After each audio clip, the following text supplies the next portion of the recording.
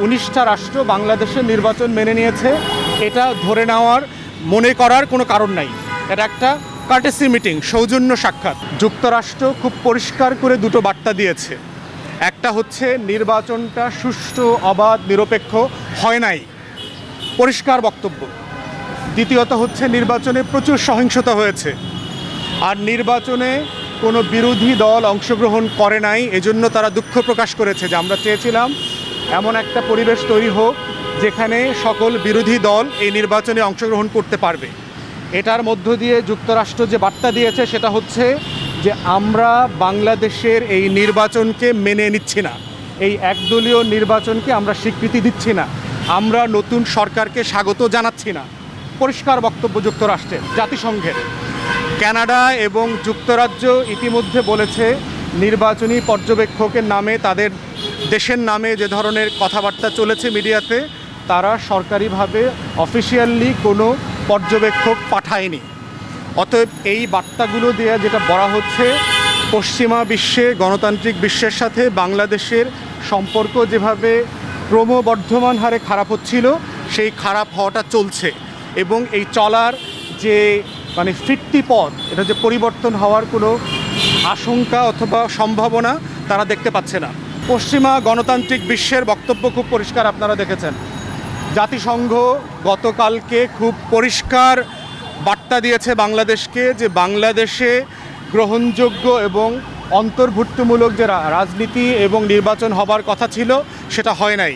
বাংলাদেশে ব্যাপক হারে বিরোধী দলের নেতাকর্মীদের উপর যে অত্যাচার নির্যাতন করা হচ্ছে, জেলে রাখা হচ্ছে, মিথ্যা মামলায় ফাঁসানো হচ্ছে, এলাকায় থাকতে দেওয়া হচ্ছে না, এইসব ব্যাপারে তারা খুবই কনসার্ন, উদ্বিগ্নতা প্রকাশ করেছেন। এবং তারা আশা প্রকাশ করছেন যে বাংলাদেশ সরকার অবিলম্বে বিরোধী দলের সাথে তারা ডায়ালগ করবে, সংলাপে বসবে এবং এটার সমাধান করবে। এখন এটার কনসিকুয়েন্স কী? কনসিকুয়েন্স হচ্ছে, আমরা আপনাদেরকে বলেছি যে বাংলাদেশ সহ তৃতীয় বিশ্বের অনেক রাষ্ট্রে যেখানে মানবাধিকার লঙ্ঘন হয়, যেখানে গণতন্ত্রের পথে বাধা সৃষ্টি করা হয়, সুষ্ঠু নির্বাচন, ভোট গ্রহণ করা হয় না, সেখানে বহু ধরনের নিষেধাজ্ঞা আসে। ইতিমধ্যে একটা নিষেধাজ্ঞা চলমান আছে, ভিসা রেস্ট্রিকশনের যে নিষেধাজ্ঞা, সেটা সেপ্টেম্বর থেকে আমেরিকা চলমান রেখেছে। আমরা জানি যে আপনার আমেরিকার ভিসার আবেদন যারা করেন, তারা সাক্ষাৎকার পেতে তাদেরকে 1 বছর 1.5 বছর পর্যন্ত অপেক্ষা করতে হতো। কিন্তু সম্প্রতি সেপ্টেম্বরের পর থেকে এই অপেক্ষার সময়টা 2 থেকে 3 মাস, 4 মাসে নেমে আসছে। তাহলে 1.5 বছর থেকে 3 মাসে নেমে আসছে, মানে হচ্ছে ভিসা নিষেধাজ্ঞায় পড়ার একটা বিশাল সংখ্যক জনগোষ্ঠী তাদের আমেরিকায় যাবার আবেদন উইথড্র করেছেন, ফিরায় নিয়েছেন, অথবা তাদেরকে জানিয়ে দেওয়া হয়েছে যে আপনাকে আমরা ভিসা দিব না। 19টা রাষ্ট্র প্রধানমন্ত্রীর সাথে দেখা করে শুভেচ্ছা বিনিময় করেছেন এরকম। তো গণমাধ্যমে আমাদের সরকারি দলের পক্ষ থেকে বলা হচ্ছে যে এই রাষ্ট্রগুলো নির্বাচনকে স্বীকৃতি দিয়েছে।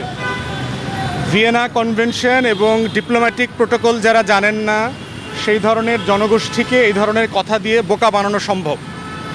ভিয়েনা কনভেনশনে একটা হোস্ট কান্ট্রি যে আছে, যিনি মেজবানি রাষ্ট্র যদি বলি বাংলাদেশকে, বিদেশি রাষ্ট্রগুলো হচ্ছে এখানে আপনার মেহমান রাষ্ট্র। হোস্ট কান্ট্রি যখন পিএমের সাথে চায়ের দাওয়াত দেয়, যে কোনো রাষ্ট্রদূত যেতে বাধ্য। এটা একটা ভদ্রতা এবং প্রোটোকল। অতএব পিএমের অফিস থেকে যদি কোনো রাষ্ট্রদূতকে ফোন করে বলা হয় যে আজকে আপনারা 10 জন সকালে চা খেতে আসেন, কালকে আপনারা 10 জন চা খেতে আসবেন, এটার মানে এটা না যে তারা বাংলাদেশের এই একদলীয় বাকশালের নির্বাচনকে স্বীকৃতি দিয়েছে। এটা হচ্ছে মেজবানকে যখন মেহমানের দাওয়াত দেওয়া হয়, ওই দাওয়াত দিলে তাকে ভদ্রতার খাতিলে তাকে যেতে হয়। অতএব এইটা বিভিন্ন কারণে এখন আমেরিকার স্যাংশনের মধ্যে আছে। যেই উগান্ডাতে ইন্ডিভিজুয়ালদেরকে ধরে ধরে মানবাধিকার লঙ্ঘন, নির্বাচন, বিভিন্ন কারণে আপনার গণতন্ত্রের বিপক্ষে যাওয়ার কারণে স্যাংশন দেওয়া হচ্ছে, সেই রাষ্ট্রের মানবাধিকার কমিশনের একজন সদস্যকে আমেরিকার প্রতিনিধি দলে বাংলাদেশে নিয়ে আসা এবং বাংলাদেশের চলমান নির্বাচনী সহিংসতাকে পর্যবেক্ষণ করবার দায়িত্ব দেওয়ার মধ্য দিয়ে আমার মনে হয় যুক্তরাষ্ট্র এখানে খুব পরিষ্কার মেসেজ দিচ্ছে। যদি এগুলাকে আমরা বলি সাইনপোস্ট, যদি আপনারা রাষ্ট্র হিসাবে এই একদলীয় সরকার যদি এই সাইনপোস্টগুলো, এই সংকেতগুলোকে রিপিটেডলি অমান্য করে, ইগনোর করে, তাহলে বাংলাদেশ ক্ষতিগ্রস্ত হবে। এবং যখন রাজনৈতিক অনিশ্চয়তা তৈরি হয় তখন বুঝতে হবে যে স্যাংশন ছাড়াও পশ্চিমা বিশ্ব আপনার ব্যবসা বাণিজ্য, ইনভেস্টমেন্ট, লেনদেন, আমদানি রপ্তানি কমিয়ে দেয়। এটা একটা কমন প্র্যাকটিস। অতএব স্যাংশন চলমান আছে, আমেরিকান অসন্তুষ্টি আছে, জাতিসংঘ, ইউরোপের যে অসন্তুষ্টি আছে সেটা চলমান, এবং বর্তমান যে ভায়োলেন্স রিলেটেড যে পর্যবেক্ষণ চলছে, সব মিলিয়ে আমরা মনে করছি আওয়ামী লীগের স্বস্তির কোনো কারণ নাই। এই একদলীয় নির্বাচনের পরে প্রত্যেক ঘন্টা এবং প্রত্যেক দিনে শেখ হাসিনা এবং আওয়ামী লীগের অস্বস্তি বাড়া ছাড়া বিকল্প কোনো অপশন নাই। আওয়ামী লীগের নেতাদের চেহারা দেখলে আপনারা বুঝবেন, খেলা হবে যে নেতা বলেছে এত নেতা, সেই চেহারাগুলোতে হাসি নাই। সেই চেহারাগুলো বুঝতে পারছে যে বাংলাদেশে কি পরিমাণ জনবিচ্ছিন্ন একটা ধ্বংসাত্মক রাজনীতি আওয়ামী লীগ করেছে। আমরা দেখেছি আওয়ামী লীগের তৃণমূল পর্যায়ের নেতাকর্মীরা আমাদেরকে ফোন করে কান্নাকাটি করছে যে ভাই লজ্জায় মুখ দেখাইতে পারি না, বাজারে যেতে পারি না, হাটে ঘাটে আত্মীয় স্বজনের কাছে মুখ দেখাইতে পারি না, যে কি রাজনীতি করছি। অতএব এই জনবিচ্ছিন্নতা যেটা করবে, আওয়ামী লীগের তৃণমূল থেকে আওয়ামী লীগের নেতৃত্বকে আলাদা করে দেবে এবং গ্র্যাজুয়ালি আওয়ামী লীগ, মুসলিম লীগের যে পতন হয়েছে, বাংলাদেশ পাকিস্তান থেকে মুসলিম লীগ যেভাবে হারিয়ে গেছে, আওয়ামী লীগ অদূর ভবিষ্যতে বাংলাদেশের রাজনীতি থেকে অপ্রাসঙ্গিক হয়ে হারিয়ে যাবে। এই পথে আওয়ামী লীগ চলছে এবং এটার কোনো ফিরতি পথ তার হাতে খোলা নাই। ওবায়দুল কাদের সাহেব যেটা বলেছেন, দেখেন আমি এর আগে বলেছি আওয়ামী লীগের ট্রেনটা হচ্ছে জং পড়া ট্রেন। আপনারা যদি সবাই কমলাপুরে যান দেখবেন যে ওখানে প্রচুর জং ধরা ট্রেন আছে। জং পড়া তো বুঝেন, ময়লায় ইঞ্জিন বিকল হয়ে গেছে, একটা চাকা হইল এর উপরে, লাইনের উপর আছে, আর একটা চাকা মাটির উপরে। এবং ওই সকল জং ধরা ট্রেনে কি হয়, সবাই একসাথে হয়ে গাঁজা খায়, হেরোইন খায়, বেশ্যাবৃত্তি করে। আওয়ামী লীগের ট্রেন হচ্ছে এই রকম গণতন্ত্রের গাঁজাখোরদের, ইয়াবাখোরদের ট্রেনে পরিণত হয়েছে। অতএব জং ধরা কোনো ট্রেনে যাত্রী ওঠে না। যে ট্রেনে বসে সবাই গাঁজা খায়, ইয়াবা খায় আর ফেন্সিডিল খায়, এই ট্রেনে কেউ ওঠে না। আওয়ামী লীগের এই জং ধরা ট্রেন পরশুদিন জনগণ ভোট দিতে না গিয়ে প্রমাণ করে দিয়েছে, কনফার্ম করেছে যে এই ট্রেন যে জং ধরছে এটা আমরা বুঝতে পারতেছি। আমরা যাব না, এলাকার সব কুকুর বিড়াল পাঠিয়ে দিলাম। এই জন্য দেখেছেন জং ধরা ট্রেনে সব কুকুর বিড়াল আর বানররা গেছে, ভোটাররা যায় না। অতএব আওয়ামী লীগের নৌকা হইল টাইটানিকের নৌকার মতো। মনে আছে তো টাইটানিক যেভাবে ডুইবা যায়, ডুইবা যাওয়ার সময় দেখবেন মাস্তুলটা একটু ভাইসা থাকে। যে কোনো নৌকা ডুইবা গেলেও দেখবেন যে মাস্তুলটা থাকে, ওই মাস্তুলটা একটু দেখা যায় দূর থেকে।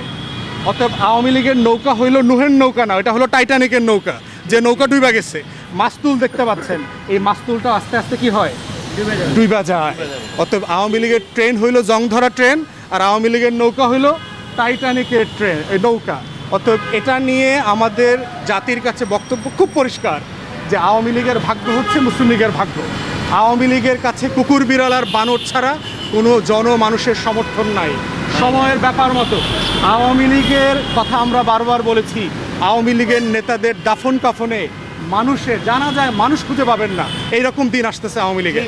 যদি তারা সতর্ক না হয়, দুঃখজনক হচ্ছে এই প্রসেসের মধ্য দিয়ে তারা দেশের ক্ষতি করছে, লক্ষ লক্ষ মানুষের জীবন বিপন্ন করছে, অর্থনীতিকে ক্ষতিগ্রস্ত করছে এবং রাষ্ট্রকে বিপন্ন করে তারা ডুববে। এটাই হচ্ছে আওয়ামী লীগের পরিণতি। আমরা বারবার সতর্ক করেছি, এখনও সতর্ক করছি আওয়ামী লীগকে যে আপনারা যদি গণতন্ত্রের পথে ফিরে না আসেন, ক্ষমা চেয়ে, মাফ চেয়ে ক্ষমতা ছেড়ে দেন, কেয়ারটেকারের হাতে ক্ষমতা চেলে দিয়ে শান্তিতে বিদায় নেন। এটাই হচ্ছে বেঁচে থাকার একমাত্র পথ আপনাদের এবং দেশবাসীর। সবাইকে ধন্যবাদ।